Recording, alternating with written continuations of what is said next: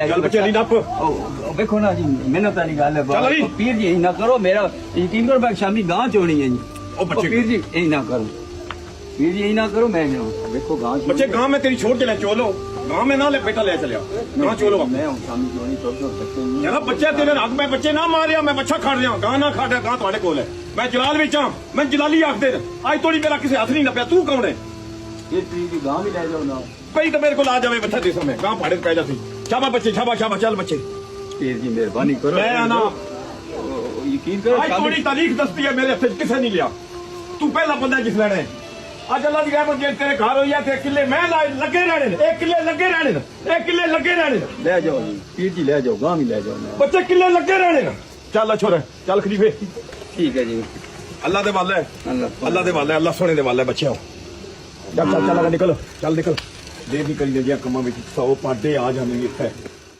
कुल्लमा दखल अलैहा ज़करिया मिहराब, जब कभी भी ज़करिया अलैहिस्सलाम मिहराब में दाखिल होते, यानी वो एक मिहराब नुमा हुजरा बना था जहाँ हज़रत मरियम इबादत करती थी, तो उनके टीचर के तौर पर ये खालू भी लगते थे और एज डिफरेंस भी बहुत ज़्यादा था और पैगंबर भी। जब कभी वो दाखिल होते मिहराब में वजद इंदहा रिज़्क़ा, तो वहाँ पे वो रिज़्क़ पाते। अल्लाह अकबर। वो रिस्क एक गैर मामूली रिस्क ये नहीं कि कोई आके नजराना चढ़ा के चला जाता था, वरना तो ज़करिया को पता होता कि यार ये तो फलां दे गया है। बेमौसमी फल भी होते, मौसम वाले भी बड़े ज़बरदस्त किस्म का फ्रूट जो लगता नहीं था कि वो करीब से आ सकता है। तो हज़रत ज़करिया अलैहिस्सलाम ने उनसे पूछा, क़ाला या मरियम अन्ना लकी हाज़ा, ऐ मरियम ये कहाँ से तेरे लिए ये इतना फ्रूट आ जाता है, ऐसा रिस्क आ जाता है। आप ज़रा पीरी मुरीदी के रिश्ते में ज़रा देखें इसको। पीर हैं हजरत ज़करिया और दुनिया के बनाए हुए पीर नहीं, अल्लाह के बनाए हुए हैं पैगंबर, और शागिर्द भी कोई आम नहीं है, सैयदा मरियम है। और पीर अपने मुरीद से मुरीदनी से या अपने स्टूडेंट से पूछ रहा है कि ये तेरे ऊपर जो इतना फजलो करम है, खास बेमौसमी फल हैं, ये कहाँ से आ गए। आपके पाकिस्तान के मुरीद होते तो कहते हुजूर तुम्हारी निगाह मुर्शिद है। हाँ, क्योंकि ये तसव्वुफ की लाइन में अल्लाह का नाम यूज होता है, बाकी फनाफी शेख में ही खत्म हो जाता है बंदा, फनाफी अल्लाह तक नहीं पहुंचता। कुरान में तो फनाफी शेख का कोई ताल्लुक ही नहीं कुरान के साथ। कुरान में रसूल की या खलीफा की बैत है और वो भी मशरूत है अल्लाह के साथ। रसूलुल्लाह ने भी बैत ली ना हुदैबिया के मौका पर, तो सूरह फतह में आया कि नबी ये जो तुमसे बैत तुम ले रहे हो ना जिनकी, ये इनके हाथों पे अल्लाह का हाथ है।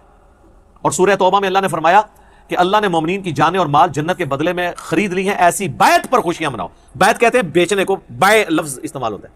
इंसान किसी इंसान के आगे अपने आप को नहीं बेच सकता, सिर्फ अल्लाह ही है जिसके सामने आप बेच सकते हैं। पैगंबर भी on the behalf of God आपसे बैत लेता है। यहां तो कहते हैं नहीं, पहले फनाफी शेख होता है, फिर फनाफी रसूल होता है, फिर ये होता है, फिर ये होता है, करते करते किधर तक ले जाते हैं। वो फनाफी शेख में ही मर जाते हैं। तो यहां पे शेख पूछ रहा है तो वो मरीज ये नहीं कर रहा कि हुजूर निगाह मुर्शिद है, हुजूर आपकी सारी बरकतें हैं, आपके ही फैज़ है। नहीं, जवाब जो है वो बड़ा अजीब है। वैसे कुरान और सुन्नत की जो डॉक्ट्रिन है उसमें बिल्कुल यही जवाब देना चाहिए, चाहे पैगंबर भी सामने मौजूद हो ना, तो यही कहना चाहिए कि ये अल्लाह का फजल है। क़ालत हुआ मिन इंदिल्लाह, वो कहने लगी अल्लाह की तरफ से आता है। अल्लाहु अकबर। इन्नल्लाह यरज़ुक़ु मन यशाअ बिग़ैरि हिसाब, बेशक अल्लाह जिसे चाहता है बगैर हिसाब व किताब के रिज़्क़ अता फरमा देता है। अब यहां तो होना चाहिए था भी तुझे बात करने की तमीज नहीं है, मैं नहीं अल्लाह को मानता, तू मुझे बता रही है कि अल्लाह की तरफ से, अल्लाह की तरफ ही आता है सारा कुछ, अल्लाह ही करता है। पर कोई साडा भी विच नजर है ना, फैज है ना, साडे ही सदके तुसी खा रहे हो ना, सदके सुदके सब इंडिया पाकिस्तान बांग्लादेश दी बीमारियां ने। कुरान में ये चीज नहीं है। कुरान बिल्कुल वाज़ेह है अपने अकायद और नजरियात के अंदर। और नबी इस्लाम की अगर जिंदगी आप देखें तो वो तो आपको इस मामले में बहुत सेंसिटिविटी का लेवल नजर आएगा। सही मुस्लिम में हदीस है, किताबुल जुमुआ चैप्टर में, जुमे वाले चैप्टर में, नबी इस्लाम के सामने एक सहाबी ने खुतबा देते हुए कहा, मन युतिइल्लाह व रसूलहु फ़क़द रशदा, जो कोई अल्लाह और उसके रसूल की इताअत करे वो कामयाब हो गया। व मन यासिहिमा फ़क़द गवा, और जिसने इन दोनों की नाफरमानी की वो गुमराह हो गया। मेरे भाइयों, इस जुमले में ना तो कोई लिटरेचर की खराबी है, ना ये आउट ऑफ कॉन्टेक्स्ट है, क्योंकि बात इससे स्टार्ट हुई है जो अल्लाह और उसके रसूल की इताअत करे वो कामयाब हो गया, जो इन दोनों की नाफरमानी करे वो नाकाम हो गया। कोई खराबी इसमें नहीं है लिटरेचर की। लेकिन नबी इस्लाम को इतना गुस्सा आया, आप फरमाया बिसल खतीब अंता, कितना बुरा खतीब है तू। और फिर आपने यानी उसको एक तो गुस्सा निकाला وَإِنَّكَ لَعَلَىٰ خُلُقٍ عَظِيمٍ، لیکن امام الموحدین بھی ہیں.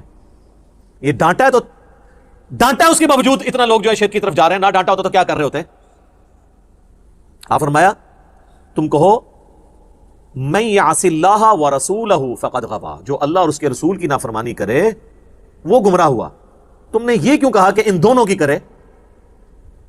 وہ آگے سے کہہ سکتا تھا یا رسول اللہ میں نے کوئی آپ کو اللہ مان کے تو نہیں کیا، میں آپ کو اللہ کا بندہ ہی سمجھتا ہوں، آپ کو میں غیر مستقل بذات سمجھتا ہوں.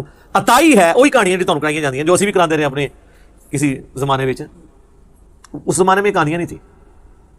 آپ نے کیٹاگوریکلی فرمایا کہ تو کہہ اللہ اور اس کے رسول کی نافرمانی، یہ نہ کہ ان دونوں کی. حالانکہ وہ غلط نہیں تھا، پہلے وہ کہہ چکا تھا اللہ اور اس کا رسول، سٹارٹ سے ہی دونوں کہتا پھر تو غلط ہوتا. لیکن نبی اسلام نے احتیاط کا یہ پہلو رکھا. اور ابو داؤد میں اس کا ایک طریقہ ہے، اس میں آگے الفاظ ہیں، آپ نے فرمایا قم اذهب، اٹھ اور ادھر سے نکل. اتنا غصہ. حالانکہ آپ کے اخلاقیات اس چیز کے متقاضی تھے کہ آپ اس طریقے سے ایٹیچیوڈ نہ کرتے، لیکن توحید کا مسئلہ سینسٹیو ہے. آپ ذرا سے بھی ڈھیلے پڑتے نا، امت نے کم چک کے رکھنا سی. وہ اتنا چکے ہے. صحیح بخاری میں حدیث ہے، دیکھنا میری شان کو اس طرح بلند نہ کرنا جس طرح نصارہ نے عیسیٰ ابن مریم کو بڑھا کے ڈیونٹی میں کلیم کر دیا. پھر بھی قوم باز نہیں آتی. کیا زمین و آسمان کی کلابیں ملاتی ہے. میں مفتی منیب الرحمان صاحب کے پاس بیٹھا ہوا تھا، 22 مارچ 2007 کی بات ہے، آلموسٹ 13 سال پہلے. تو مجھ سے فرمانے لگے کہ میں تو نعت خانوں کی مجلس میں جانا اب چھوڑ گیا ہوں، یہ شرکیاں نعتیں پڑھتے ہیں. میں حیران ہو گیا، جی مفتی منیب صاحب کہہ رہے ہیں شرکیاں پڑھتے ہیں؟ وہ کیڑا اتنا وڈا شرک ہے، ایڈا موٹا گاڑا شرک جڑا مفتی صاحب کو نظر آ رہا ہے. تو کہتے ہیں یہ دیکھو نا، یہ پڑھتے ہیں خدا کا پکڑا چھڑائے محمد، محمد کا پکڑا چھڑا کوئی نہیں سکتا. تو ان کو شرم نہیں آتی ہے؟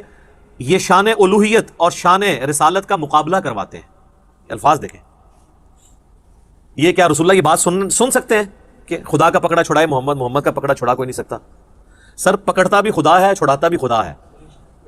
ذریعہ کسی کو بناتا ہے اور اس کو بھی اذن دیتا ہے اپنی اجازت سے. اسی لیے قرآن میں بار بار ہے شفاعت بھی اللہ کی ہے. من ذا الذی یشفع عندہ الا باذنہ، دھونس نہیں ہے، بالاذن ہے. تو یہ اس طرح کے جملے بولنا، پھر اس کو کہنا دیکھیں نا جی وہ قیامت دن لوگ پکڑے جائیں گے تو حضور چھڑوا لیں گے.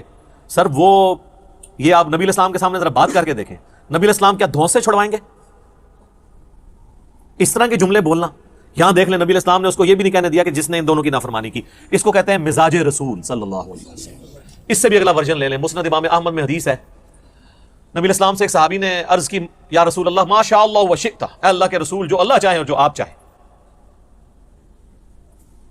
ہمارے تو جناب بسوں کے پیچھے لکھا ہوتا ہے اللہ نبی وارث. تو نبی الاسلام فرمایا اجعلتنی للہ ندا، کیا تو نے مجھے اللہ کے مقابلے پہ ند بنا دیا، کھڑا کر دیا؟ قل بل ما شاء اللہ وحدہ، بلکہ کیا جو اکیلا اللہ چاہے. وہ آگے کہہ سکتا تھا یا رسول اللہ میں آپ کو اللہ تو نہیں مانتا، اور ظاہر کو صحابی تو حضور کو اللہ نہیں مانتا ہوگا. یا رسول اللہ میں نے یہ کہا کہ اللہ کی مرضی سے ہی آپ بھی چاہ کے وہ جڑی ایڈی لمبی ایکویشن بنا دینا. اس زمانے سے کہانیاں نہیں سن پائی، بالکل 24 کیرٹ سونا تھا. اچھا کتابوں میں آج بھی ہے. میں ایک بریلوی عالم کے پاس بیٹھا ہوا ہے، ہمارے جیلم کی 3 مسجدوں میں وہ جمعہ پڑھاتے ہیں، یعنی 3 جگہ تقریر کرتے ہیں، ایک جگہ جماعت کراتے ہیں.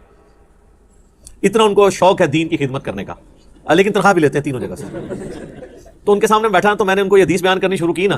ابھی میں صرف ادھر پہنچا نا اجعلتنی للہ ندا، کہتے ہیں جی اور مرزا صاحب آپ نے کیا سمجھا اس کو؟ میں نے کہا جی آپ سمجھائیں. وہ کہتے ہیں اصل میں حضور پوچھ رہے تھے دیکھو مجھے تم نے اللہ تو نہیں بنا لیا نا کہیں، یعنی اگر اللہ نہیں بنایا پھر یہ کہہ سکتے ہو ماشاء اللہ ہوا شئتا، جو اللہ چاہے جو اس کا رسول چاہے. میں کہ سر آگے سنتے لو، آگے الفاظ نے قل بل ماشاء اللہ وحدہ، بلکہ کیا اکیلا جو اللہ چاہے. تو حدیث نے اپنی حفاظت کر دی. حضور یہ نہیں پوچھ رہے تھے کہ بھئی اگر اللہ بن کے کر رہے ہو تو نہ کہا کرو، اگر مجھے مخلوق سمجھ کے کہہ رہے ہو تو پھر کہہ دیا کرو کہ جو اللہ کی مرضی اور جو اس کے رسول کی مرضی. لیکن ایک ایکسیپشن ہے یہاں پہ، جب دین کا مسئلہ کوئی آئے گا نا تو ہم یہی کہیں گے اللہ اور اس کا رسول بہتر جانتے ہیں، کیونکہ دین کون سکھاتا ہے؟ پیغمبر. لیکن جو تکوینی امور ہیں، جو تقدیر سے تعلق رکھتے ہیں، وہ اللہ کے ساتھ خاص ہے. صحابہ کرام جس معاملے میں دین کے کوئی بات نہیں سمجھ آتی تھی کہتے تھے اللہ اور اس کا رسول بہتر جانتے ہیں. واللہ ورسولہ اعلم، کیونکہ دین تو رسول اللہ نے سکھانا ہے نا. بخاری اور مسلم دونوں میں حدیث ہے اللہ تعالیٰ جس کے ساتھ بھلائی کا ارادہ فرماتا ہے اسے دین کی فقہ عطا فرما دیتا ہے، سمجھ بوجھ، اور دیتا اللہ ہے، میں تو صرف تقسیم کرتا ہوں. نبی علیہ السلام نے کہا یہ جو دین بھی میں سکھا رہا ہوں نا یہ میں اپنی کوئی بات نہیں سکھا رہا، اللہ مجھے دیتا ہے. وما ينطق عن الهوى ان هو الا وحی یوحى. اسی کو پکڑ کے پھر والا حضرت نے شعر کہہ دیا نا رب ہے معطی یہ ہے قاسم، رزق اس کا ہے کھلاتے یہ ہیں. وہ کہتے ہیں یہ رزق بھی رسول اللہ ہی تقسیم کر رہے ہیں. حالانکہ اس میں علم دین کی بات ہوئی تھی، آدھی بات پکڑ لی. اور وہ آپ دیکھیں حدیث بھی آدھی لکھی ہوتی ہے واللہ معطی وانا قاسم، پیچھے بھی کچھ الفاظ ہیں اور اس پہ امام بخاری نے باب باندھا ہے کہ اللہ تعالیٰ جس کے ساتھ بھلائی کا ارادہ فرماتا ہے اسے دین کی سمجھ بوجھ عطا فرما دیتا ہے. یہ دین کے معاملے میں ہے. باقی معاملات میں آپ یہ نہیں کہہ سکتے جو اللہ چاہے اور جو اس کا رسول چاہے, نہیں, جو اللہ چاہے. اس لیے دیکھیں ہماری ٹریڈیشن میں بھی اللہ کا شکر ہے یہی چیزیں ہیں. ہم کسی چیز کو بھی نظر سے بچانے کے لیے کیا کہتے ہیں؟ ماشاء اللہ. کسی نے آج تک کہا ماشاء اللہ و رسول؟ مستقبل کے لیے ارادہ کرتے ہیں تو ہم کیا کہتے ہیں؟ انشاءاللہ. کسی نے کہا کبھی انشاءاللہ و رسول؟ ٹریڈیشن میں, کتابوں میں ہر چیز اپنی جگہ صحیح فٹ ہوئی ہوئی ہے. ہاں باقی پھر جب اس میں خرابیاں آنا شروع ہوتی ہیں تو پھر آپ دیکھیں اس میں تو پھر وہ پیر کو بھی بیچ میں ڈال لیتے ہیں. کئی لوگ ہیں وہ اپنے کئی ایک دنیاوی معاملات میں بھی کہتے ہیں نہیں پہلے میں پیر صاحب سے مشورہ کروں گا پھر میں اس کے مطابق چلوں گا. یہ ان کی یعنی ایک گراوٹ کا لیول ہوتا ہے. تو یہ حضرت سیدہ مریم نے امت کو عقیدہ دے دیا ہے, اپنی ماننے والوں کو بھی اور ہمیں بھی, ہم بھی ان کے ماننے والے ہیں کہ آپ نے یہی کہنا ہے کہ اللہ جسے چاہتا ہے بغیر حساب و کتاب کے رزق دیتا ہے. اب جب حضرت زکریا علیہ السلام نے یہ بات سنی نا, سر دیکھیں, ہنالک دعا زکریا ربہ, این اسی وقت اسی جگہ پر, دیر اینڈ دین. ہنالک عربی میں استعمال ہوتا ہے اسی وقت اسی جگہ پر دعا کر دی انہوں نے.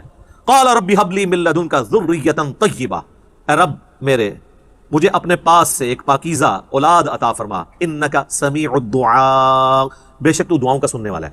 سورہ مریم میں تو ڈیٹیل ہے کہ وہ پوری تمہید بناتے ہیں کہ مجھے ایک اولاد چاہیے جو اولاد یعقوب کی وارث بنے, یعنی بنی اسرائیل کی, اور یہ جو میں ہیکل سلیمانی کی دیکھ بھال کر رہا ہوں تو مجھے بھی ایک اپنا ایک گدی نشین آپ سمجھ لیں, خانقاہ نشین, یہ لیکن اللہ کی خانقاہ, جس کے لیے ہم خانقاہ کا لفظ اپنی امت میں دار ارقم, ہم اس اکیڈمی کو دار ارقم کہتے ہیں.